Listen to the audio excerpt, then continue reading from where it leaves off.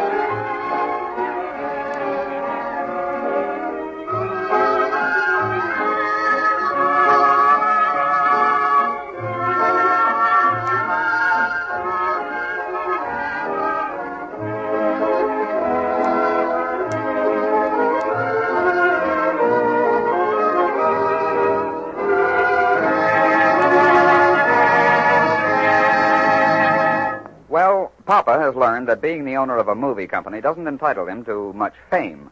Not when directors, actors, producers, and writers have to be given credit first. Now we find Mama and Papa at home. Mama is writing a letter. My husband, Jacob Bloom, who you know is, Jake. Jake. Hmm? Did you call me, Becky? Like the man who calls out what trains ain't in, I'm hollering. Are you sleeping? No, I'm not sleeping. Then why are you sitting there with your eyes closed? Are you playing hide-and-go-stick? I'm sitting here with my eyes closed because I got a headache at the back of my head. Well, if it ain't all over, it ain't such a bad headache. That's what you think. Take some aspirin tablets. Anyway, why have you got a headache? You should ask that, Mom. Yeah, I should ask it. I forgot. I called you to ask you how I should be spelling executive. Executive? Yeah. Why should you be wanting to write that word into a letter? Papa, don't ask why I'm writing words in a letter. A letter's a lot of words put together. No. And if you don't tell me how to spell executive, I'll have to cross out the rest of the paragraphs. And I can't do that because this is my last piece of stationery. The stationery with my middle initial in it. All right, but tell me, Becky, why do you want to write executive? Who are you writing to? Mrs. Fink, Harold's mother. Harold's mother, Mrs. Fink. Now, I do want to know why you should be wanting to know how to spell executive.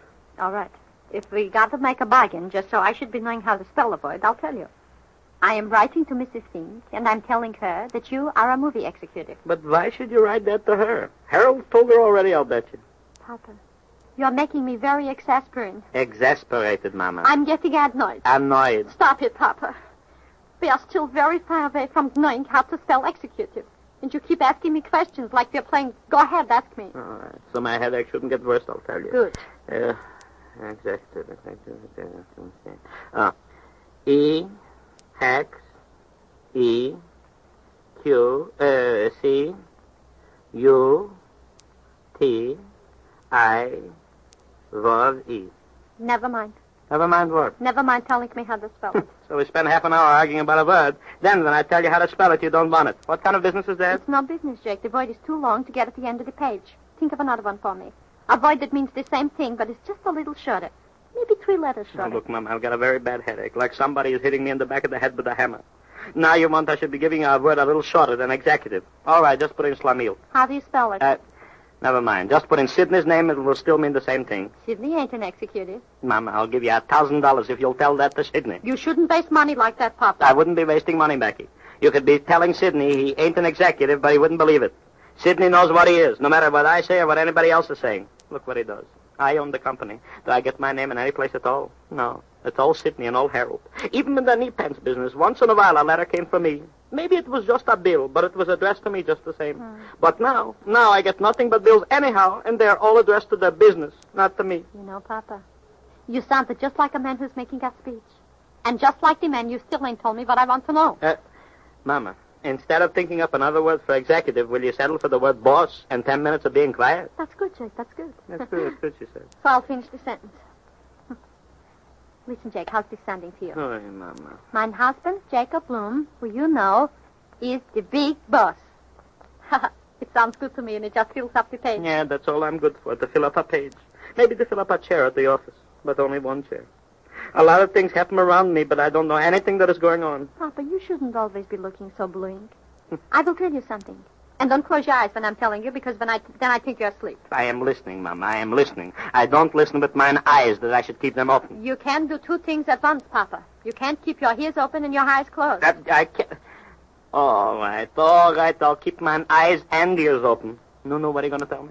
Jake, you remember the time when you was a young man and you was new in the tailoring business? Sure. I remember. All right. Now keep remembering while I'm talking.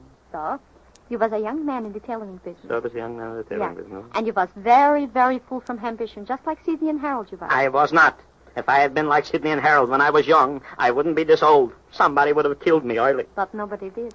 And you was still like Sidney and Harold, full from ambition. Mama. You ran around just like they are doing now. You was very important. You see, Jake, young people like to act important. And old people like you and me should let them be that way. Because if we don't, we'll give them prohibitions. You'll give them what, Mama? Prohibitions. I read that while I was sitting once to see Dr. Birnbaum. It was in a magazine. It was... Well, go ahead, Mama, go ahead. I am, Jake. So I'm saying you should let Sidney and Harold run around like they want to. They ain't hurting nothing. And while they're running around, they're learning things. Maybe they do get in your hair cut once in a while. But remember, you was young once, too. Mama, when you talk like that, I can't get mad. So that's good. Now I'll finish my letter to Mrs. Fink. And even if you ain't getting your name in the picture, I will tell her that you are the power behind the hate bulb. Behind the tone, Mama, behind the tone.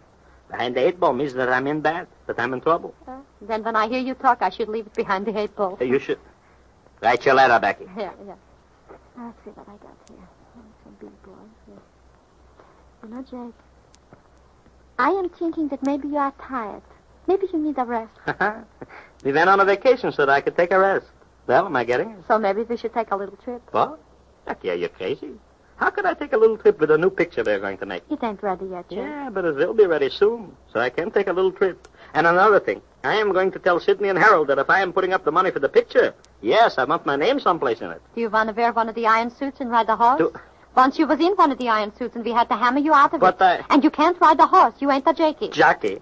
And I don't care if I ride a horse or not. If I am putting up the money for the picture, I should be mentioned just a little bit. Now you're getting all worked down about it again. Just a minute ago you was very quiet. And you said you wouldn't get mad. Yes, but I am thinking about it again, and I changed my mind. Papa, no wonder you've got a headache. How could you keep from getting a headache when you're changing your mind so often? Even your brain ain't able to keep up. It keeps jumping up and down like a jackrabbit. You know something, Mama? I'm going to put my foot down. Put your shoes on first, Papa. No, I don't mean it that way. I mean I'm going to tell Sidney and Harold that I should be mentioned in the picture. Well, maybe that would be nice, Jay. Sure, it would, sure. That would look very nice. Then all our friends in New York would go to see the picture and see your name. Yeah. You know, Mama, I bet we'd get a big kick out of it. Jacob Bloom. It's a nice name, Becky, a nice name. Of course, it's a nice name. And then I'd be able to have just a little something on Mrs. Fink. Yeah. Monroe Fink gets his name in the magazines all the time because he's president of a company. Yeah. But only people who see the magazines see his name. That's right. Yeah, but a lot of people would see your name, Papa. And I would be so proud of you. So, Mama, you think I should have my name in the picture, huh? Yeah, I think so. In very big letters. Well, not too big, Becky. Maybe something like, maybe 6 inches high. Drake, it's your company, and you should take more than 6 inches. Well, maybe letters a foot high. Yeah, that would be nice. Jacob Bloom, a foot high. Yeah. You know something, Mama? My headache is gone. I don't feel it anymore. I know, Jake. When you're happy, you can't feel a headache. That's why we have headaches when we're worrying, so that when we're happy, we feel twice as good. Mm-hmm. I think I'm going to the office right away because I feel better. Where's my hat and coat, Becky? In the bedroom, Jack, in the closet, where you didn't put them when you took them off last night. Oh, yeah. Yeah, thank you, Mama. So, I'm going to the studio and lay down the law to Sidney and Harold. Papa? Huh? Papa, remember, a foot high. Yeah, foot high, Becky. Hey, Becky, maybe we could make the picture in color so I could use gold letters.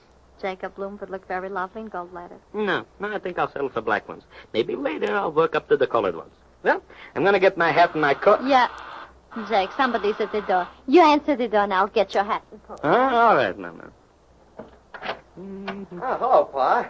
I thought I'd find you here. Oh, you did. That wasn't so smart to figure out. When I ain't in the office, I'm at home. So you only got 2 places to look. Smart guy, Here's huh? your hat and coat, Papa. Hello, Ma. Hello, Sidney. Is something wrong? You should be here. No, nothing at all. I just dropped in to see Pa. Oh, yeah. Papa was just going to the studio. Well, I'll save him a trip. Sidney, I know I shouldn't ask you this, but why did you come here? Well, let's go in and sit down, huh? Is it something I have to sit down to hear? I couldn't take it standing up, is that it? Not at all, Pa. In fact, you're going to like this. Well, sit down. Sit down. Tell us, Sidney. You didn't spend any more money. Nope, not yet. But I got a surprise for you, Pa, and are you going to get a kick out of it? Well, you shouldn't keep us in suspension, Sidney. What have you got? Oh, wait till you see it. Sidney, don't play guessing games. Papa's in a hurry to get to the studio. No, not now, I ain't. Not now. I was only in a hurry when I knew Sidney was there. I always feel safer when I know where he is. Okay, Pa. Now, wait till I open this briefcase. Oh, look at that, Papa. Ain't that pretty? Initials and all, just like stationery. Sidney, did you get a discount? A little. It's real pigskin. Papa, don't touch it. Oi. Well, never mind. I'll get it open and then show you something really colossal. A whippet. A zipper, Mama, a zipper, not zipper. Yeah, come on, Sidney. Yeah. What do you got to show me? Just a second. I'll get it unfolded. All right. There you are. Had it made up as a sample. My, you look at that, Papa. Ain't that lovely? There's a man and a horse in an iron suit. The man is in the iron suit, not the horse. It's an advance copy for the picture. Of course, we haven't thought of a title yet, but we will. Well, how do you like it, Pa? It's nice, yeah. Very nice. Lovely. A real artist, huh? Wait a minute. I want to know just one thing. What is it, Pa? Right here on the top, it says, Yasha Blumenkoff presents. Who is this Yasha Blumenkoff? Well, that's the surprise, Pa. You see, you're Yasha Blumenkoff. What? Yeah, Jake Bloom didn't look so well, so he changed the name. You did... Oh, Papa, you're a bigamist.